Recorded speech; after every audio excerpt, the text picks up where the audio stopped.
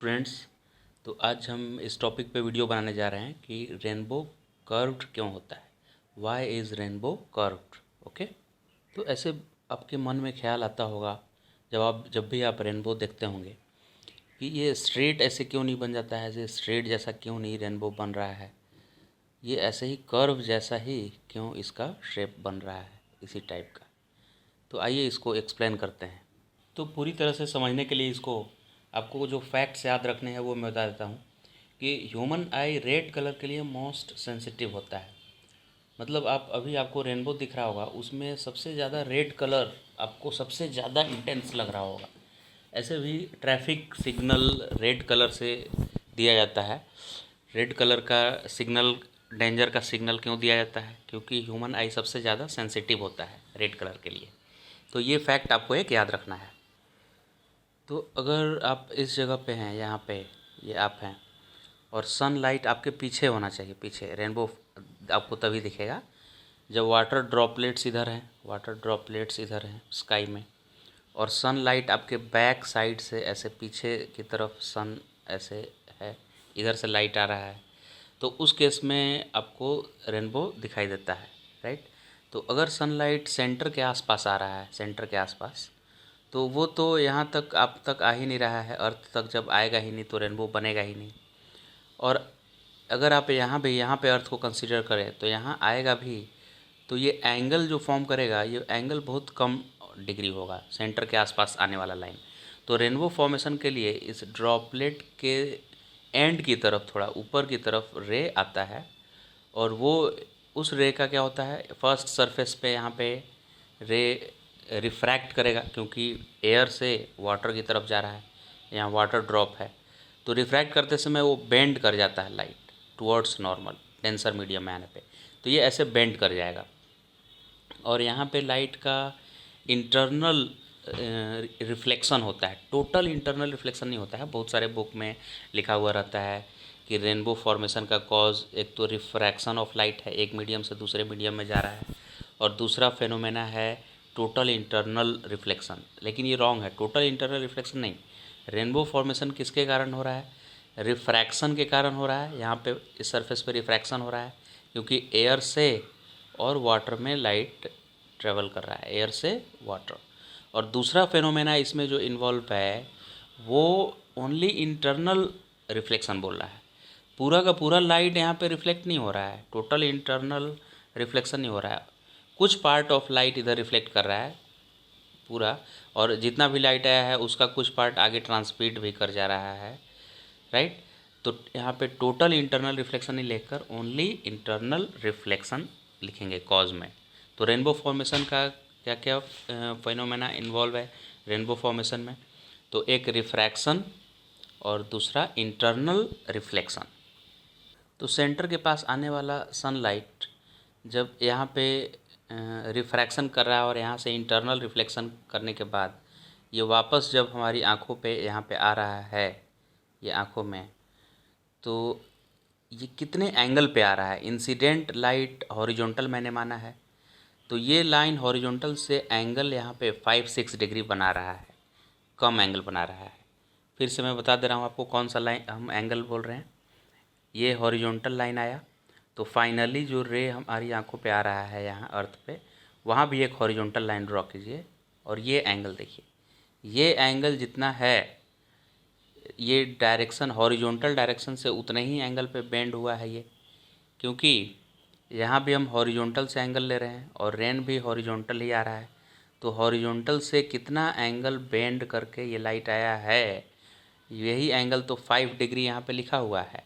तो 5 डिग्री क्या एंगल है देखिएगा, डायरेक्शन ऑफ इंसिडेंट रे और फाइनल जो रे इधर आंखों पे आ रहा है, यानी ये हॉरिजॉन्टल लाइन जो कि इनिशियल डायरेक्शन है इंसिडेंट रे का, और फाइनल रे जो निकल रहा है इधर, उसके बीच का एंगल ये है, राइट। अभी यहाँ से फिर से एक हॉरिजॉन्टल लाइन ड्रॉ करेंगे हम, तो इससे भी 5 डिग्री एंगल आएगा, राइट, क्योंकि ये रे ऐसे सीधे जा रहा था और यहाँ भी 5 डिग्री ही एंगल बना है, 5 डिग्री ही एंगल बना है, समझ गए। यानी रे के डायरेक्शन, जो सन से रे आ रहा है उससे कितने एंगल पे बेंड होकर लाइट आप तक आया, 5 डिग्री एंगल बेंड होकर।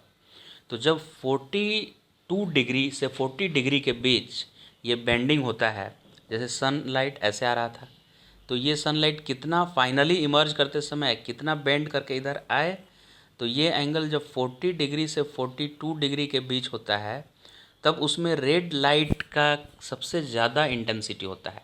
और ह्यूमन आई रेड लाइट के लिए ज़्यादा सेंसिबल है, तो रेड लाइट ज़्यादा अमाउंट में पड़ने से ही रेनबो क्लियर दिखाई देगा हम लोग को। रेड का इंटेंसिटी ज़्यादा होना चाहिए।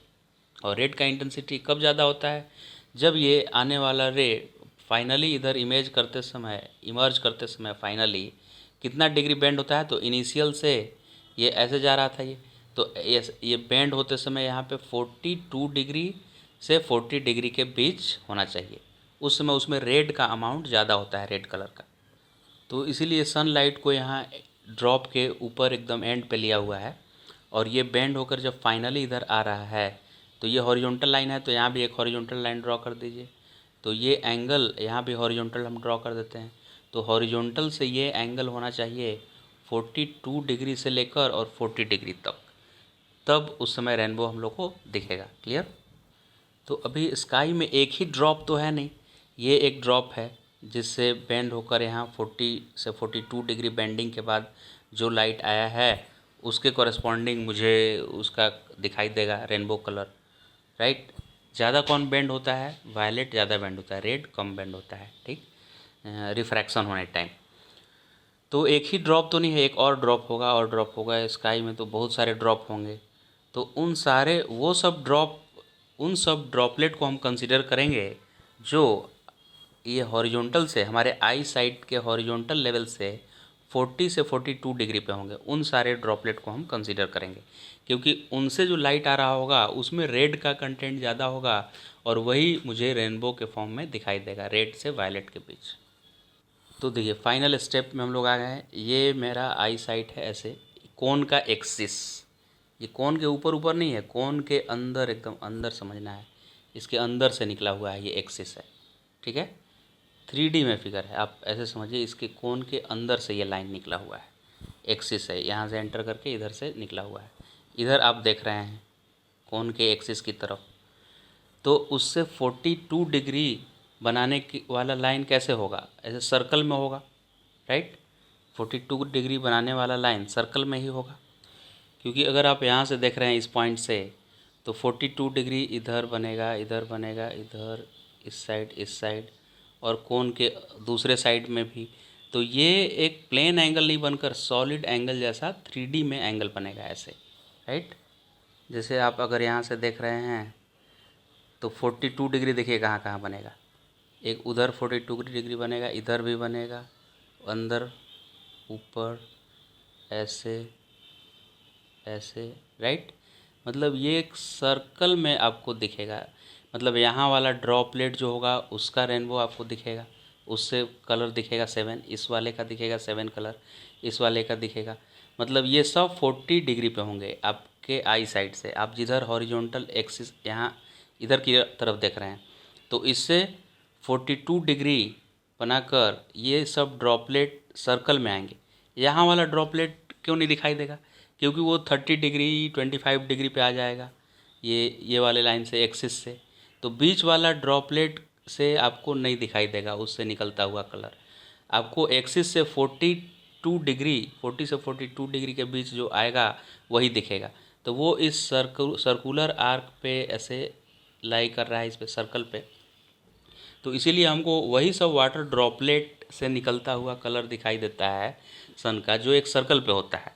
अब उसमें भी वो कर्व पूरा सर्कल क्यों नहीं दिखता है, पूरा सर्कल नहीं दिखाई देगा, सिर्फ एक आर्क जैसा दिखाई देता।